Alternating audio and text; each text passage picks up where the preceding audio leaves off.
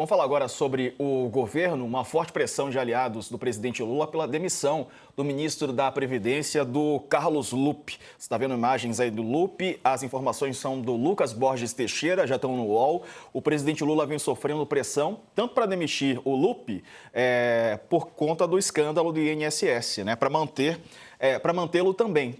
A pressão é dupla, né? Alguns querem que ele seja mantido, alguns querem que ele seja demitido. Membros do governo avaliam que a situação é insustentável. Aliados argumentam que o caso, que aponta para desvio de bilhões de reais de aposentados e pensionistas, pode se tornar a maior crise do governo e quanto mais tempo o ministro ficar, pode ser pior. Aliados dizem que tudo que Lula não precisa é uma nova crise, né? O Lupe foi alertado sobre o aumento de descontos não autorizados em 2023. Ele tem dito que tomou providências necessárias, por exemplo, para a Folha, afirmou no fim de semana que tinha muita safadeza, mas que não foi omisso. Será que não, Sakamoto?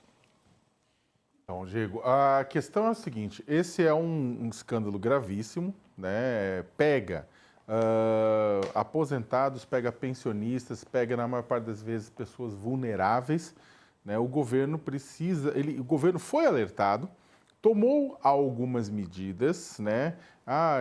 Instrução normativa com registro de dados biométricos, aqui e ali, mas insuficiente, porque o principal, que era interromper esse financiamento, né, desses grupos que estavam retirando recursos dos trabalhadores de forma ilegal, né, interromper, fazer uma devassa de uma auditoria, separar aquele pessoal que autorizou o pagamento de mensalidade do pessoal que apareceu do nada, o governo não fez. O governo, de fato, não fez. E isso, inclusive, estava sendo recomendado pelo Tribunal de Contas da União. Então, o governo não fez isso, né? E aí, agora, o que acabou acontecendo? Você acaba demitindo o presidente do INSS, você acaba afastando A, B ou C, mas, na política, algumas coisas não tem muita escapatória. Você precisa demonstrar e fazer uma ação que politicamente é forte para dar a entender que você vai mudar o curso do local onde tinha problema. Então, se tiver um problema muito grave no Ministério da Economia, o ministro da Economia vai ser responsabilizado. Se for muito grave no Ministério da Saúde, o ministro da Saúde vai ser responsabilizado. Neste caso aqui, se tem uma questão muito grave no Ministério da Previdência, houve um alerta, não houve uma resolução disso, né? O ministro da Previdência vai ter que ser responsabilizado. Então, a demora do governo nisso pode estar contratando uma crise ainda maior, porque o que a Polícia Federal fez, não foi tudo até agora. Ela está indicando que tudo isso é a ponta de um iceberg de um processo maior. E se começa a surgir mais coisa? O governo, em algum momento lá na frente, vai ter que trocar o ministro da Previdência. A pergunta é, o governo está o quê? Está apostando que acabou? Está apostando que tudo bem? Né? Vamos lembrar uma coisa, Diego, esse escândalo ele é grande, mas ele só não chegou e atingiu e consumiu horas e horas de TV, de rádio, páginas de internet, redes sociais de uma forma mais dura, porque o Papa Francisco morreu. Se não tivesse morrido o Papa Francisco, o pessoal só falaria disso agora, muito provavelmente.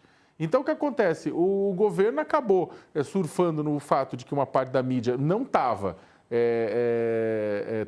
dedicando a cobertura, uma parte da mídia em geral está dedicando a cobertura à morte, ao funeral, à escolha do novo Papa, só que o governo está perdendo essa janela de oportunidade, né? O Papa Francisco, a morte dele acabou gerando, infelizmente, a morte dele, mas gerou essa janela de oportunidade para o governo fazer alguma coisa e entregar o resultado. Então, o governo... E aí você tem duas coisas para terminar. Devolver dinheiro para o pessoal, que é urgente. O governo bloqueou o repasse, mas tem que devolver o dinheiro. E tem que haver uma responsabilização política pelo que aconteceu. O governo está marcando toca. Pois é. E aí, Thales, sua avaliação disso tudo? Você acha que o ministro Carlos Lupe deve, de fato, ser demitido? Há uma pressão nesse sentido? Há aqueles que brigam pela permanência dele, mas confesso que estou vendo uma pressão forte até da sociedade. Estava vendo aqui o nosso chat do YouTube, por exemplo, e muita gente está pedindo a demissão do Lupe. Da sociedade, a pressão é imensa.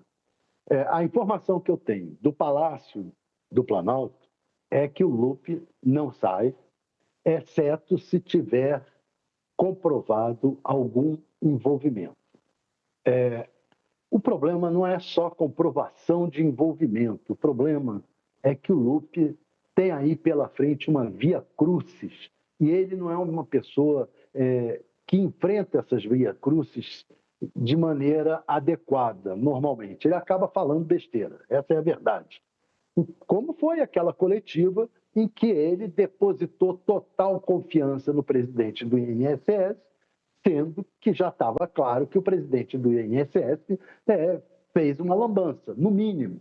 O que há dúvida agora é se essa lambança também não foi feita pelo Lupi, pelo próprio ministro.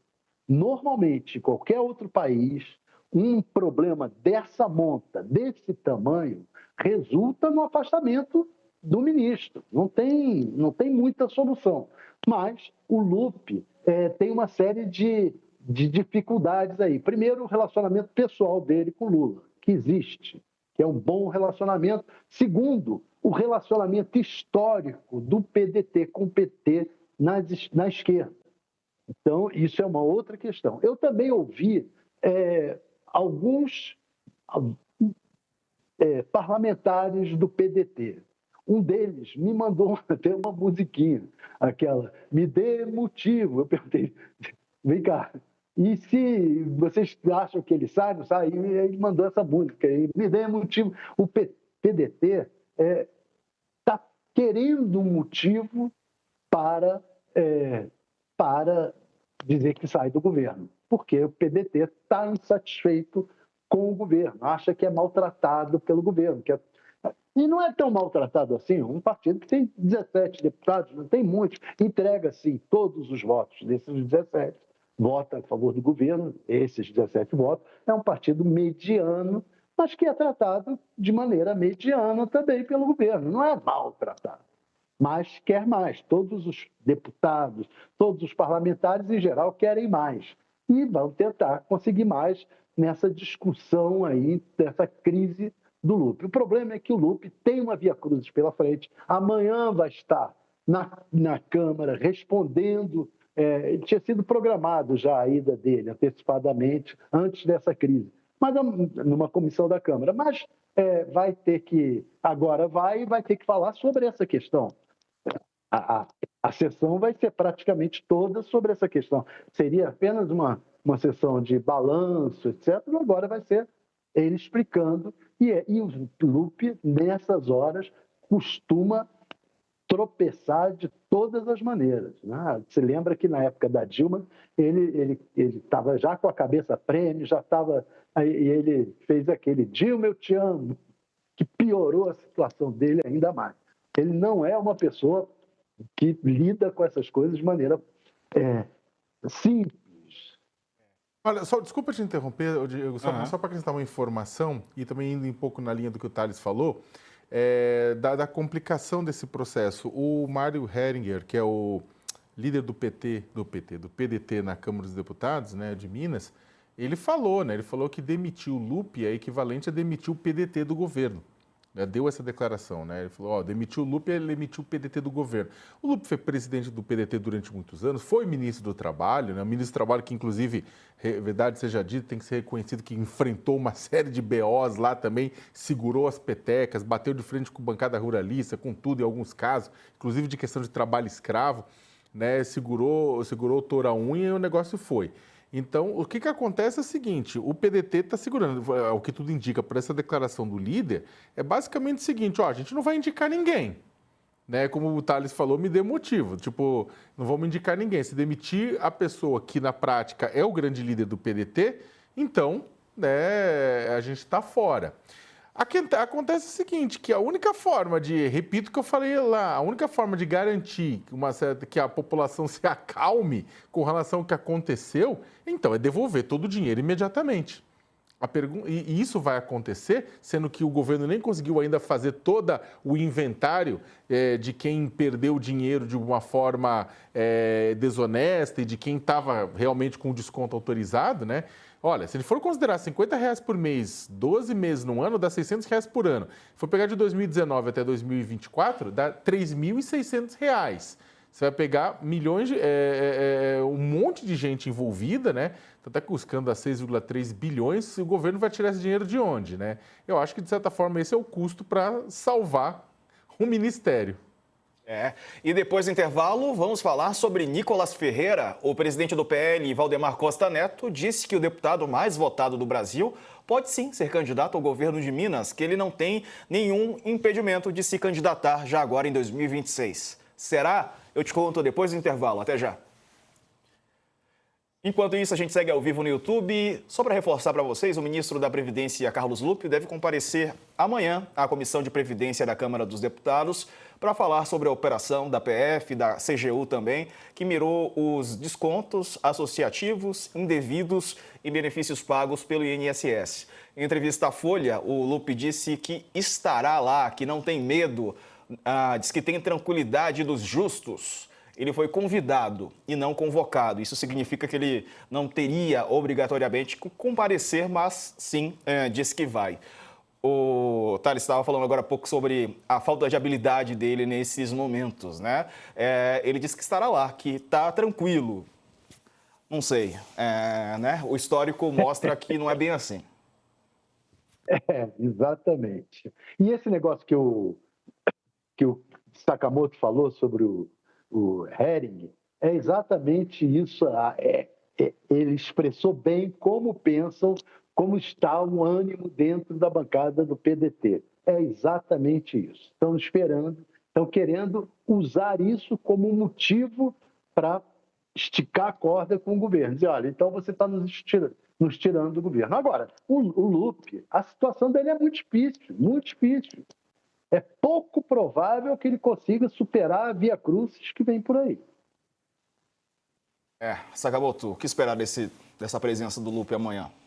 Olha, o ministro vai levar uma saraivada muito grande, né, da oposição, não tenha dúvida nenhuma, né?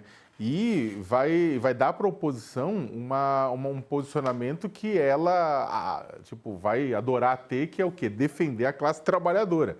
Né? Vira e mexe, a oposição fica na recuada, a questão da jornada 6-1, tudo isso, defendendo o lado dos patrões. Né? Agora, no meio disso, quem foi tungado são aposentados, ou seja, trabalhadores, pensionistas, ou seja, trabalhadores, né, que foram tungados. Então, você vai entregar para a situação, quer dizer, para a oposição, uma possibilidade de bater, né, no governo e aparecer como defensores trabalhadores, Diego. É verdade. Deixa eu agradecer aqui a você que